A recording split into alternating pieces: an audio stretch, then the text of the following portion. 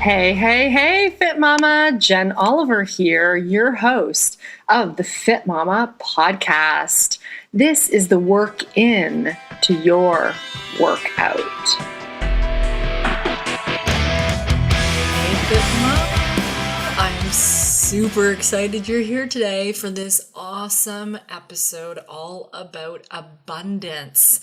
Today, I have a guest I'm so excited to introduce you to. Her name is Aggie Kowalski. She is a mindset coach who teaches the missing piece to money and wealth manifestations. Yes, we are talking about abundance today.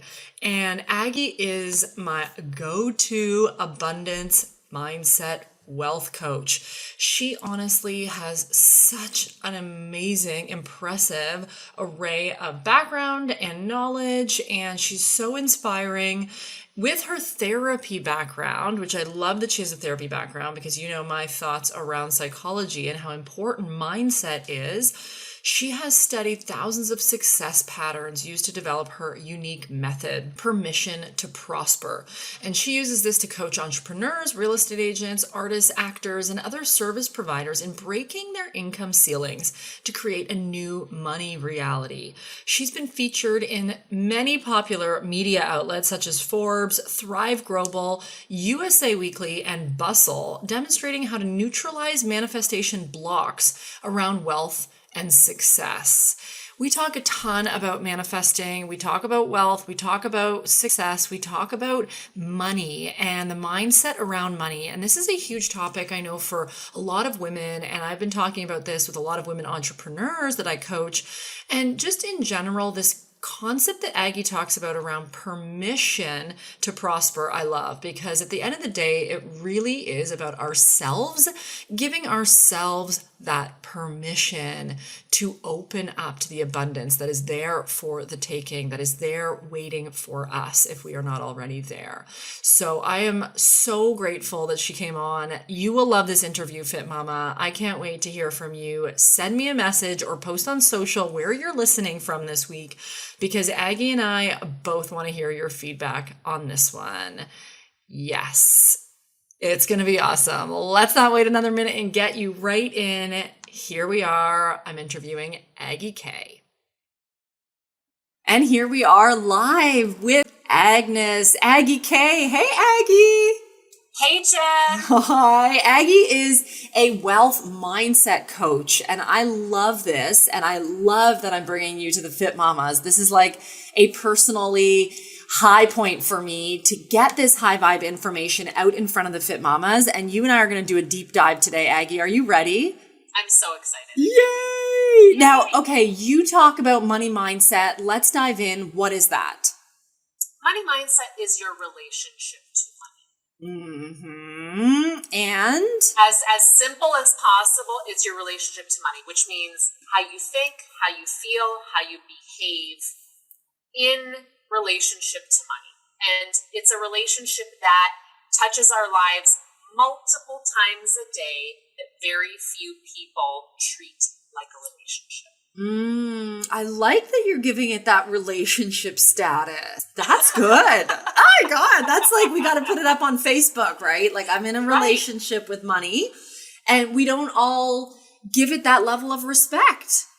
We don't. We absolutely don't. And if it was a person that you interacted with this many times a day, paying a bill, paying for something in a store, buying your kids stuff, investing, if you had a relationship with someone, what would it be? What would it be like? Do you talk? Do you interact? Is it just mechanical? Like, what's going on energetically there that's charging you up, lifting you up, or bringing you down? We're interested in what's really going on in there, because it affects your life. You interact with it so many times a day.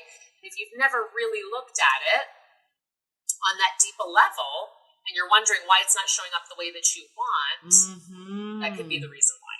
Wow, that is so true. Well, I can honestly say, for myself, I was in denial that I was in a relationship with money for so long. I never wanted to look at it. I had a very big fear around money, and I would say that has definitely changed over the course of the last 10 years. But really, over the last year to two years, I would say has been the biggest sort of facing the money thing. And, I never really thought about it, that it actually was something that was holding me back in my life. When I think about well-roundedness in my own life and even my health, do you feel money is related to health? Absolutely. I think it's related to everything. It stresses people out. Yeah. So it absolutely activates that cortisol feeling, right? That energy, that rush, that fear, that survival mode. Like some people just go straight into survival mode around the topic of money. It immediately sends them into that fight or flight. And that could be through no fault of their own. Like you could have had traumatic experiences growing up around money, traumatic experiences around poverty, around just not having enough. And so you're wired then to go into freak out mode, hoarding or spending, one or the other. And you may not have a neutral ground. Yeah, that was me. That was definitely me. And I think, I think that we can all sort of connect with this at some level. And, Fit Mamas listening can go, oh yeah, I've had phases of that in my life, or I've always been really good with money and it's because of this, right? Like someone who has a parent who's an accountant has a different perspective on money than someone whose parent does not do accounting. Right. Definitely our money stories, can go way back. My story is the immigrant story. So a lot of scarcity was my experience. What I found out this year, my father passed away this year, but what I found out in all of the stories that we went over and all the people that sort of surfaced was how many people my parents helped with what little they had. They helped people buy a house. They helped family back home buy houses. They helped people come to Canada and start a new life. Like it's kind of crazy what happened behind the scenes that I had no idea about. All I knew was hand-me-downs. Yeah. All I knew was, well, we're not buying stuff like that because it's too expensive, right? So I didn't know all this was going behind the scenes. So having kids and sharing to a certain degree what's going on with money is important. You are forming their money story. So the words you use, the energy you have around it is really vital. And they're learning anyway, right? And we don't realize how much they're picking up on. Well, I was never taught intentionally around money, about saving, about an account. I really, from the time I started working, which I was probably 12, 13, and I started working at my grandmother's factory that she was working at. And this was bagging jewelry in little Ziploc bags that would then be shipped out to Kmart and Walmart. And they were, this was a very monotonous job where we sat there for 8 hours and put little trinkets in Ziploc bags. And I learned early on that this wasn't going to be how I wanted to earn my income. But she was amazing at saving too. And whereas I never really even realized what I was picking up on watching her in her ways. Yeah, and I love that story, and our first experiences around earning money and what the charges might be around that, or working hard, and seeing the way that people worked, and definitely generational gaps, right? So it's really interesting what we take on and what we pass on, and what we're sort of inhabiting in this relationship that we're not conscious of. That's the really interesting part. Yeah. And I find that there's a lot of parallels in the area of money mindset and health mindset. You would agree? So much so. Yeah, they're so similar, right? Yeah, because there's the consciousness around it, right? Do you think about it when you buy something? Are you taking a moment or a breath to be like, I really want to purchase this? Or is it happening in a, flurry of emotions because you have to buy it, or you're in a rush, or you're just not slowing down enough to really experience what's happening? Not because necessarily it's bad or you shouldn't be spending, but just that you're not really even taking in the experience. Like you're just kind of guzzling it down. You're either spending or you're saving, and there's a sort of panic around it, or just a lack of thoughtfulness, right? Yeah. And do you think it's the sort of emotional connection that we have to it? Like even like food, right? And foods like the ones that we would sort of quote unquote guzzle down, right? The ones that we feel are bad, the ones we feel are, that invoke that guilt feeling that we want to hide in a closet and mow it down because we've denied ourselves it. Just like we might have denied ourselves from buying the thing that we so desire at some level. Oh, exactly. So we're playing out different sort of archetypes with our money. Like our child could be ruling our money, right? Totally. The kid is out there spending, rebelling, being like, screw you, mom and dad, I'm going to buy this anyway. I'm old enough. I've worked so hard. I deserve this. Yes.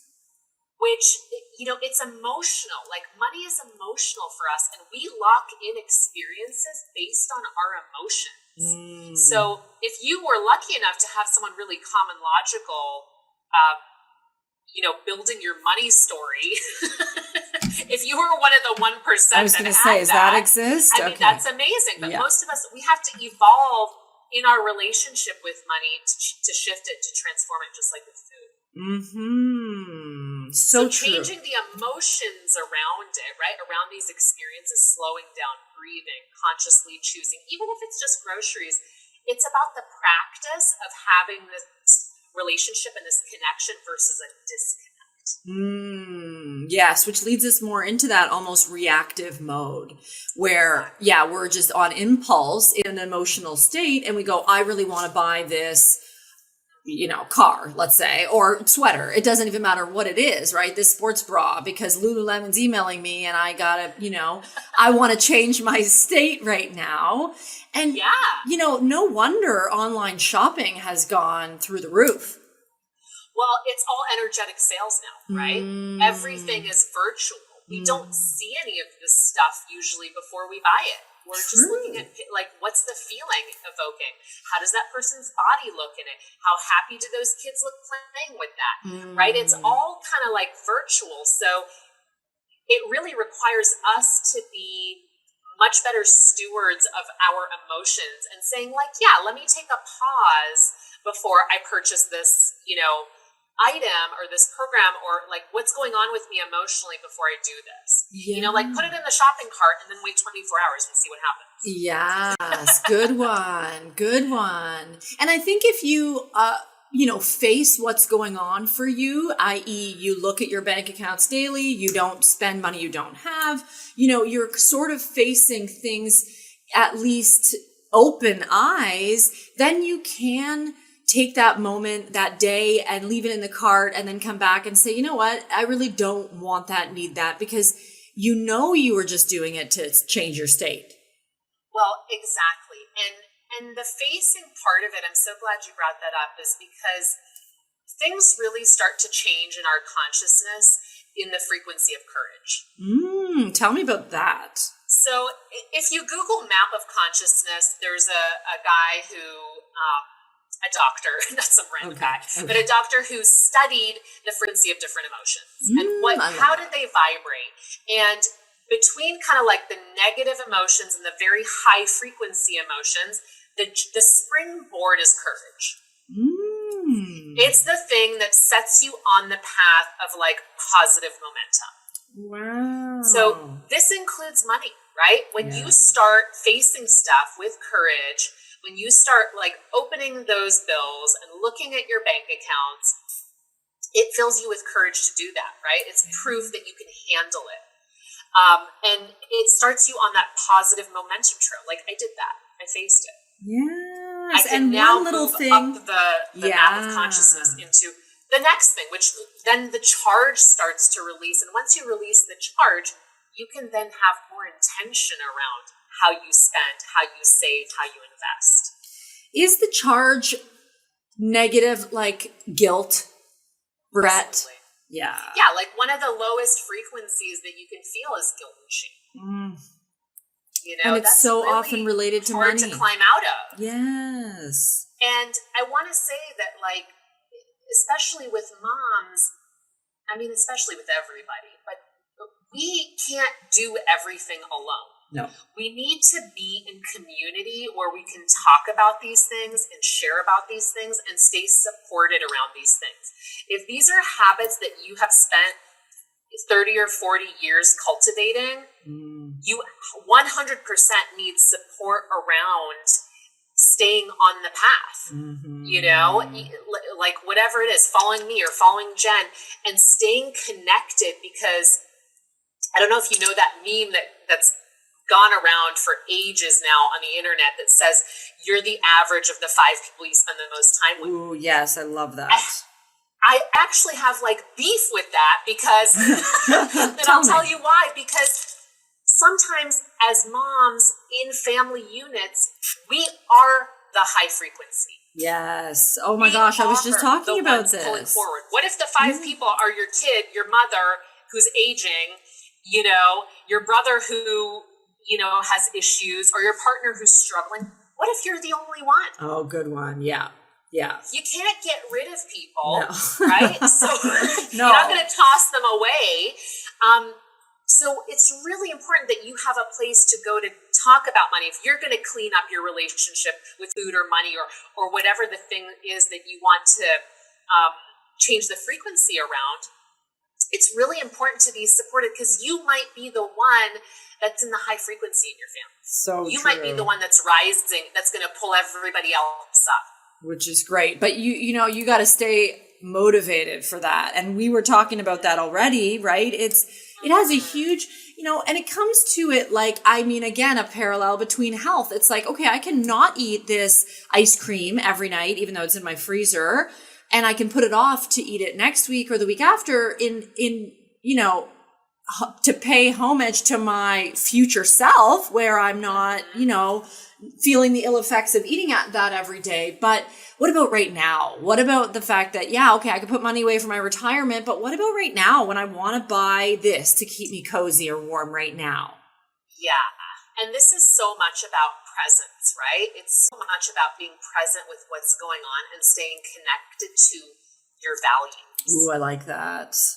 And this is a huge piece coming into the holidays, right, yes. Jen? Because if your values are not, I need to buy everything for my kid and that's how I show love, right, or I need to, you know, if that's not part of your values, then that's really important to stay connected to when it's so tempting.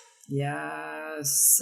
Right? You're what's right. my value and what's my identity? Am I the person who buys everything I want, or am I the person who is in balance? Like, what version of me am I trying to connect with here? Right? Like, what identity am I trying to connect with? What's really real? What's really true about me? Like, in this moment, I'm having the urge to shop, or I'm having the urge to spend, or invest, or not, right? Or not, or just hang on to everything and not buy anything. But is that really true to my values?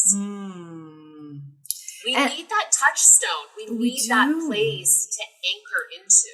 We do. And do we learn that? How do we get to that place where we are doing that? I mean, we have to audit that. Oh, I like. You know, we really have to audit our energy. Like, if you just write down, how do I feel about money? How do I feel about spending? How do I feel about birthdays and you know, holiday time? Like, what are my values around that? We have to audit. Otherwise, we really are just, we're going to join the frequency of everybody around us. Totally. You're right. Yeah. Yeah. Which usually tends to bring it down. No. We'll get swept away. Yes. Yes. Well, and it is so easy. And I've been talking about this with clients recently around, you know, there is an effort that's needed to keep yourself in that high vibe state and eating and drinking high vibe foods and going to sleep at a high vibe time, because it's easy to be pulled down. There's temptation on every corner with every app, with get reward points if you buy 2 double, triple latte today. You know, like, there's so much temptation. Everybody wants to connect over food, over drinks, over some type of an indulgence that costs money maybe, or time or energy you don't feel like you may have to give. And I think, you know, would you say, especially heading into the holidays, as you mentioned, like, would would you say budgeting is the answer, or would you say, doing that audit? Because I think it takes a level of slowing down and assessing to do that audit, which some of us just don't take the time to do, or just don't even think to do. Exactly. I don't, for me, budgets don't work. Okay. Yeah, let's talk about that. It's kind of like, to me, it's kind of like the diet. Yes. It's values work. Right. This is what's important to me. Yeah. We don't buy 20 gifts because we like to go on trips. Yeah. For example, yeah. right? Yeah. So it really is about getting clear on those values with your family, with the people around you, so everybody's on the same page around that, so that you know what your response is going to be when someone says, "Hey, let's go to this 5-star restaurant that you can't afford." Right. And you're like, "Hey, let's have tea," because I'm looking to connect with you. Yeah. Right? Let's just have tea and get really cozy, and that'll be just as fun. Yeah. Right? So to me, budgeting feels restrictive, and I don't think we react well to that. We respond to restriction by wanting to do the opposite, right? It doesn't tend to work. So it's the same thing I talk about with clients in terms of well, what do I do about my debt? And my point is always focus on making more money. I like that. Yes. Because if you focus on debt, that is what you're going to be feeling. And then, I don't know, you tell me, what's the energy of debt? Yeah, negative, for sure. Oh, yeah. It's like a heavy weight. Right? A heavy weight. I mean, what feels better? Making money or, looking at how much you owe? Oh. Right? So, yeah. Right? So everything has this energetic quality to it. Do I want to buy this thing that's $20 right now, or do I want to buy something, 4 weeks from now that's $200 that the quality is just incredible and it's such a high value, high vibe experience like you're talking about, right? Is it worth having the kind of shitty food now, or should I make something delicious that I take some time and thoughtfulness in, right? It's a shift. It is. And it does take a certain level of awareness. And I think I really like what you said earlier around, what you said about that relationship and starting to see it as such and giving it the importance that it takes, because we are interacting. And I think for me, a big piece for me to get over sort of that fear I mentioned in my own was actually that opening up the accounts every day, that looking at my credit card statements every month.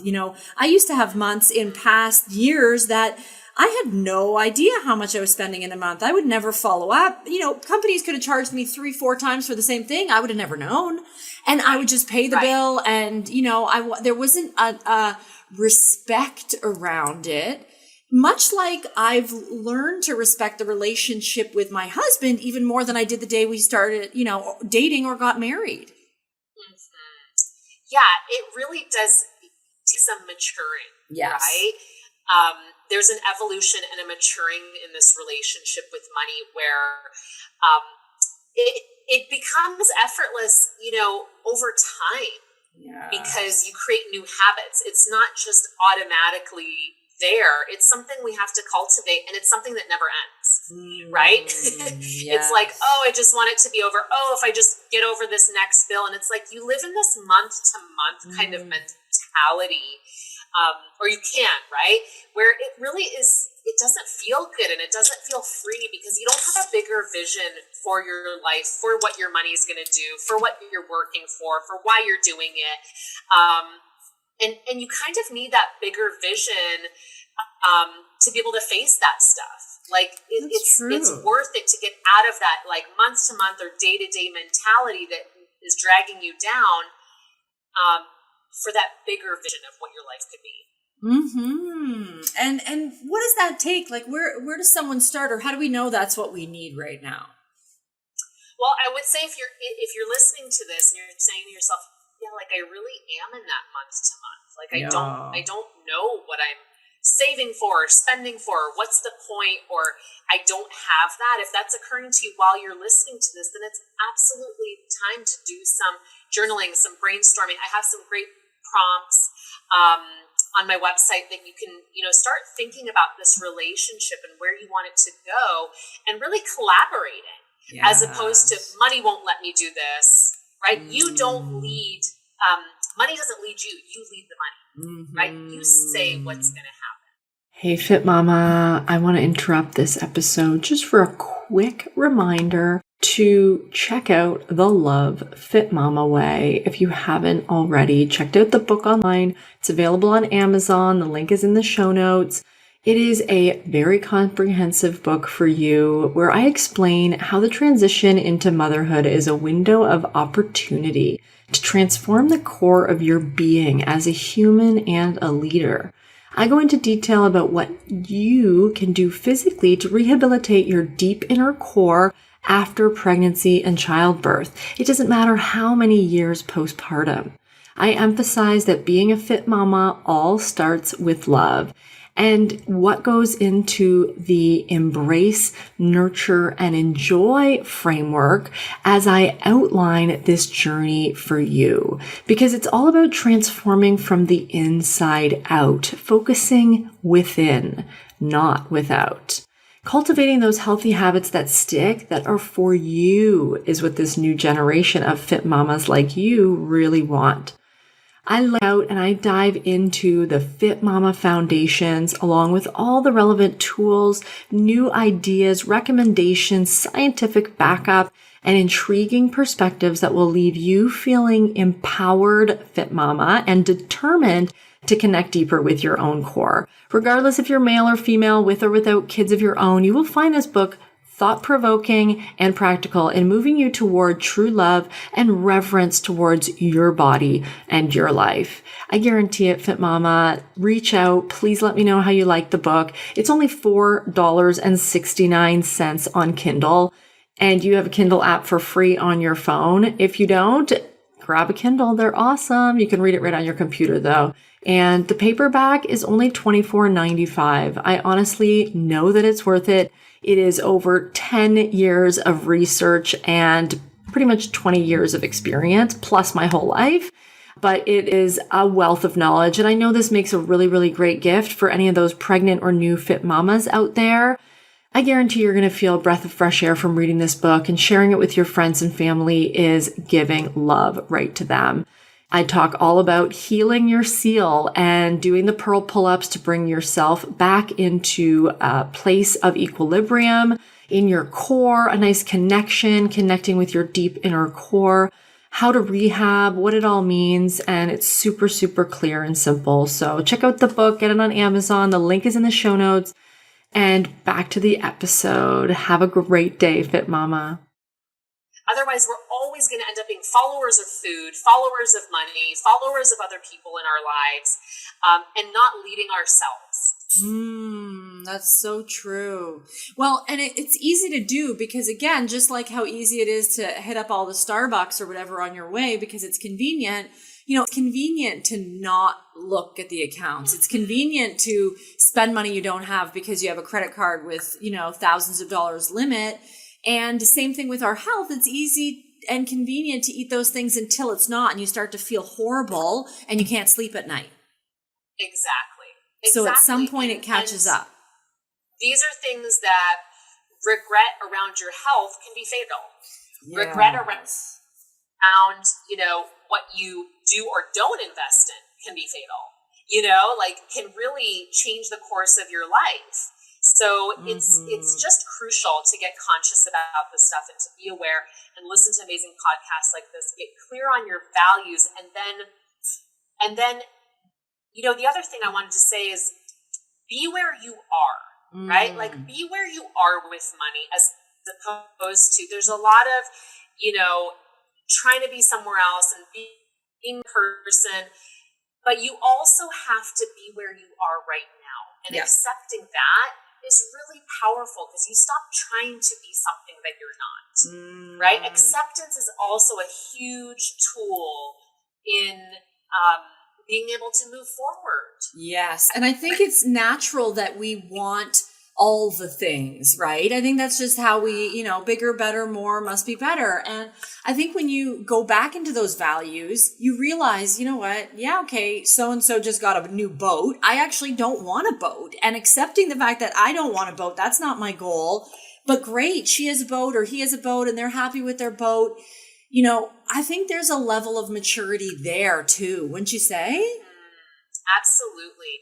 And you know what? It's a really cool indication for you if you do feel triggered, if you do feel charged by someone having a different kind of life or having different financial means, to look at, well, what's going on there, right? Like, what am I upset about actually? What am I not seeing about my life right now that I could be, and I hate to return to this like great gratitude thing because I think it's been, talked about so much in the mindset world, but it's about acceptance, right?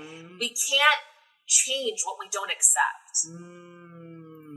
And, sometimes that's the block, right? That's the thing that's keeping us from moving forward, is just being really honest about like, you know what, right now it's a season of not being able to do X, Y, and Z. But that doesn't mean it's forever. Maybe you can't buy your kid that thing this week, but maybe you will next month. Like, just keep it, limited to right now. Right now, this is the situation. I think that's so wise. Right now. Yeah. And knowing that there's seasons, right? And that's, I think, so key to bring back all the time, is like, we think things are so permanent. Oh, I'm always going to feel this way, look this way. I'll always be in this predicament.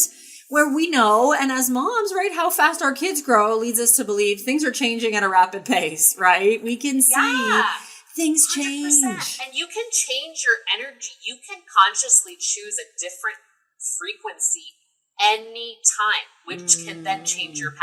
Yes. And I'm glad you brought up that journaling bit, Aggie, because, I am a huge proponent of journaling. Journaling is one of the Fitmama foundations because I truly believe that self-awareness that comes from that level of introspection.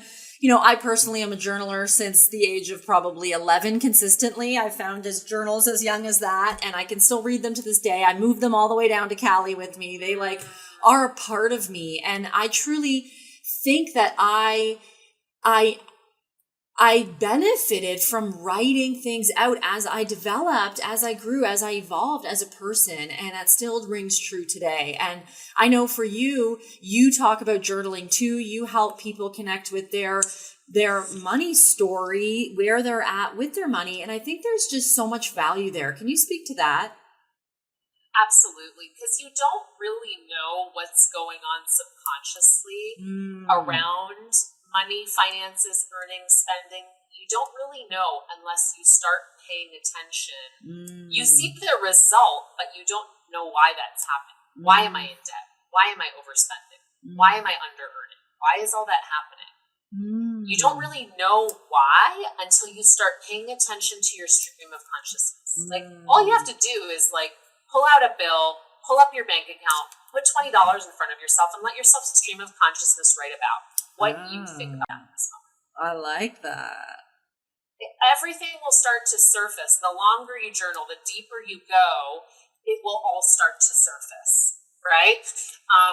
And that's how you can change the energy and the frequency with which you interact in the financial world, is by being aware of what's already in there. You can make a different choice. But money is so powerful. Like, most people will say, money in the bank, I'm happy. Yep.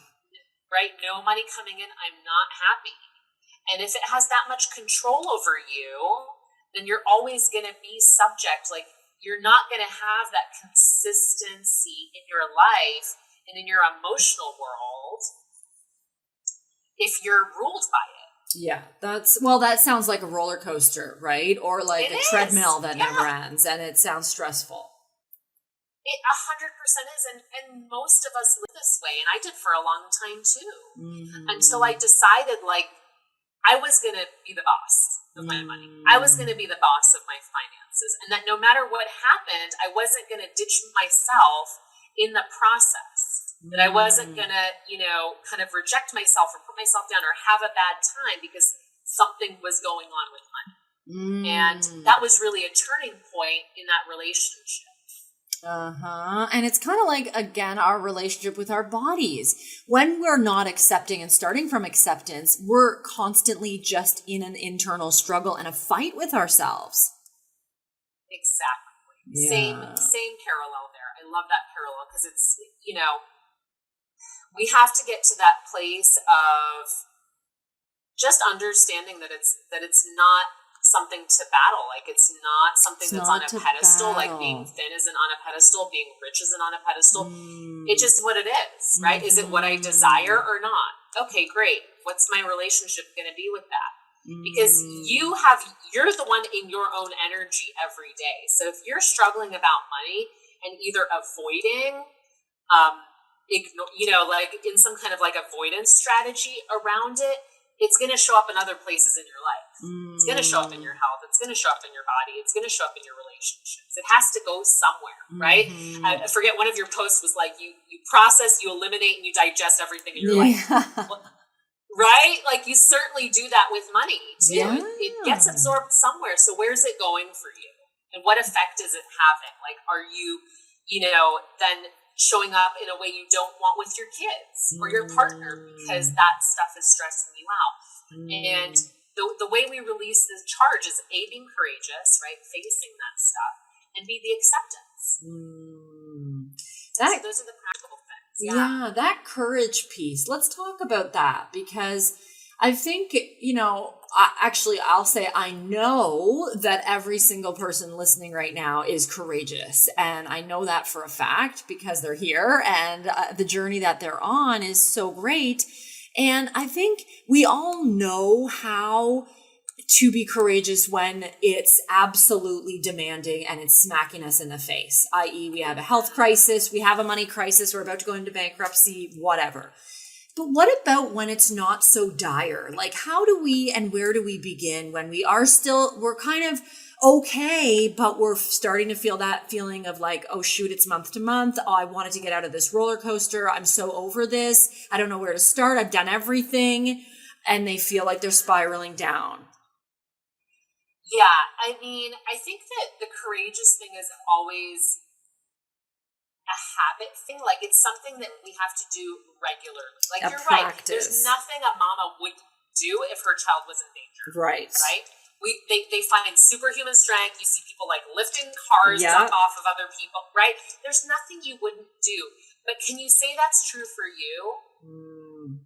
Can you say that's true for the relationship you have with yourself, to pull yourself out of debt or into a new career or, into a new way, a new lifestyle? Are you approaching yourself with that same level of courage and determination on a day-to-day basis? I mean, unfortunately, sometimes it's like we have to have those wake-up calls, right? But listening to things like this, being accountable, like if most people don't have the willpower, right? Yeah. So they need accountability.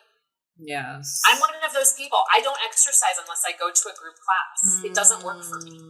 Right? So knowing that about yourself, knowing like, hey, I need to stay accountable to, creating a business I love or creating a body I love or, whatever the case might be. Keep yourself in accountability with people that are going to hold you to that. Good. Is a huge piece. So true. Know yourself. Yep. You're right. Because if you are in a situation where you're, around people all the time who are bringing you down and you really have no control over that, you're the one pulling everybody up. Well, you're going to feel really, really depleted, right? And then you're going to have even less of that willpower to make those decisions. And then sometimes you even get into that sort of place where you're spiraling downwards and nobody's actually supporting you to get out of that hole. They're kind of playing into it. It's like even that partner or friend who wants you to stay stuck, even though they want the best for you, they don't want to face their own stuff. So, hey, let's go spend money together. Let's go eat, whatever together and ignore it. 100%, right? 100%. It's about keeping yourself in community, out of isolation, which I'm a hermit. Like I love a part of me. I'm extroverted. I don't know what it's called, like introverted extrovert. I know. I think I'm like that too. Hermit. Yeah, me too. It's my favorite, right? So we have to really know ourselves and know that, hey, like there's a pattern going on here, right? So paying attention to patterns as opposed to problems. What's the pattern with my money? How does this start? Like what sets it off, right? Knowing what the patterns are. Okay, every time, this time of year, I start to do what? I start to get anxious about the spending, or I start to, freak out about how much it's going to cost, or I start to panic about, next year's school fees, or whatever the case might be, right? Yeah.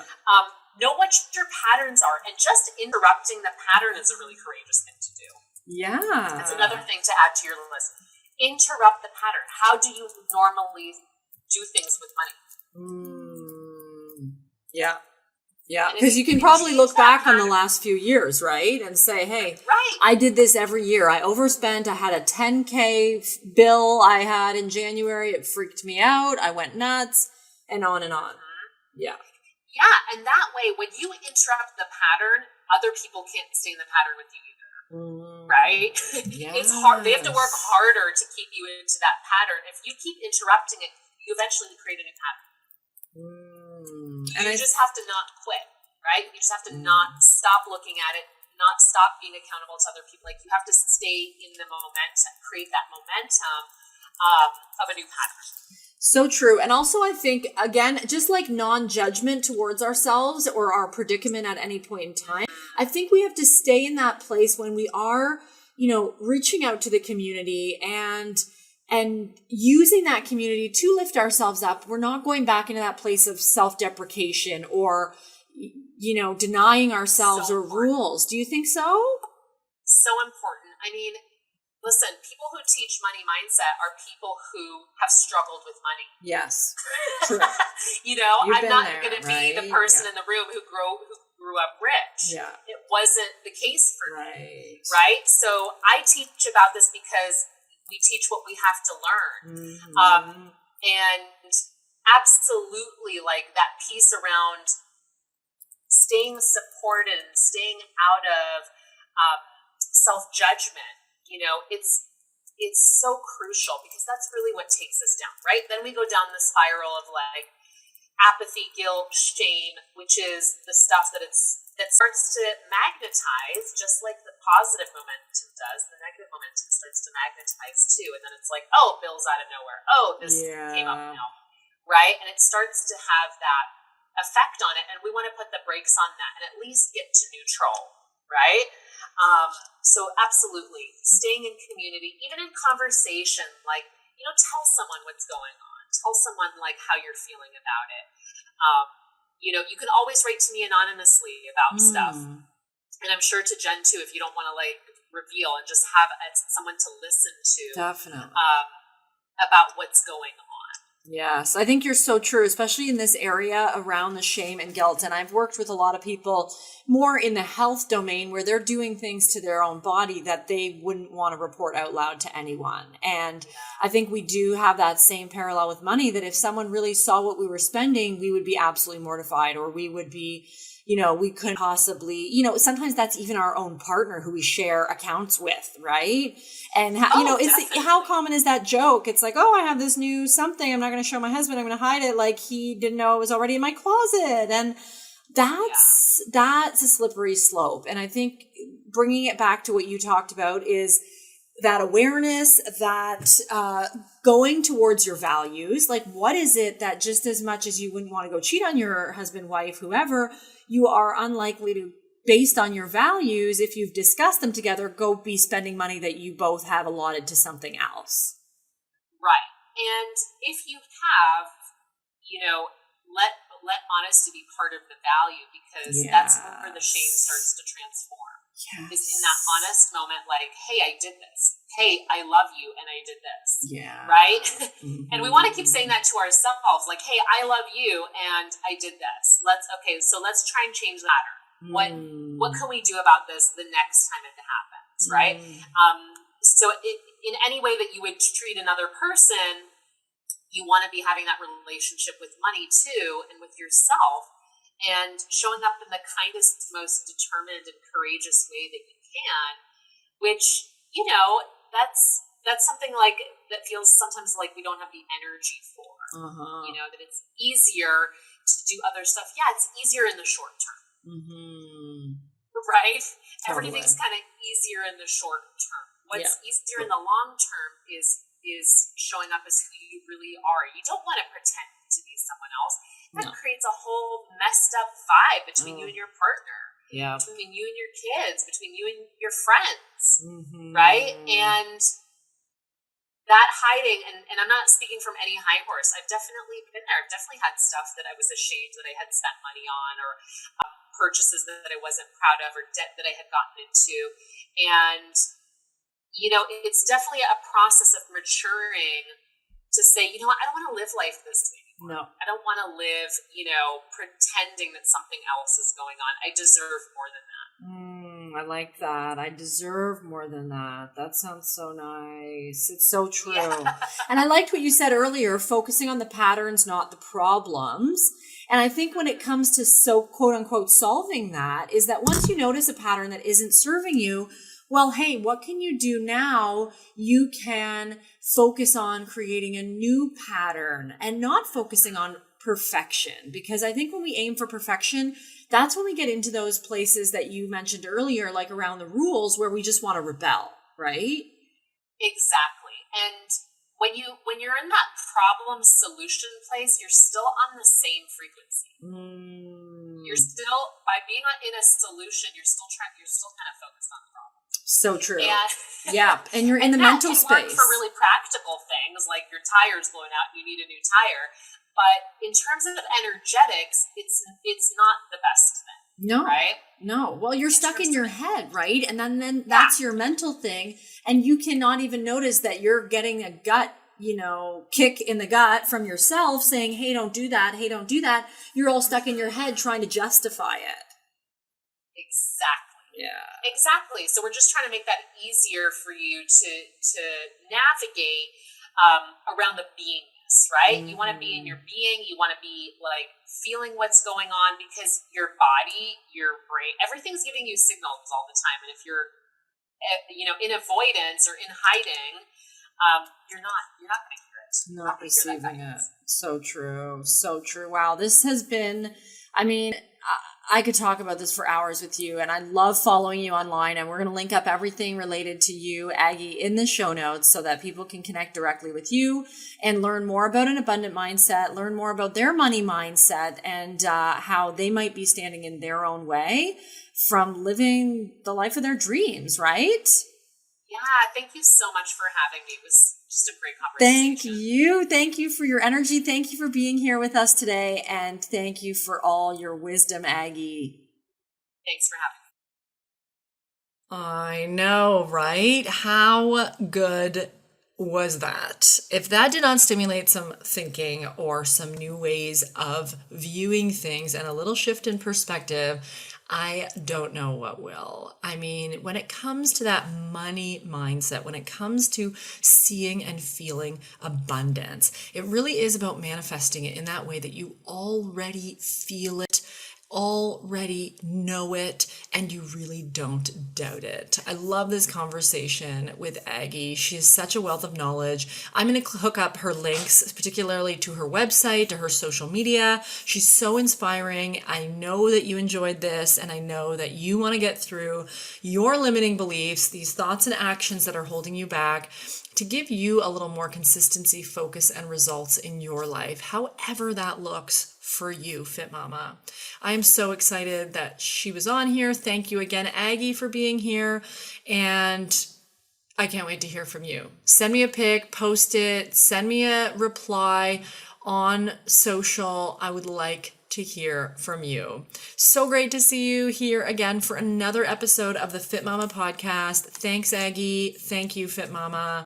See you soon. Namaste.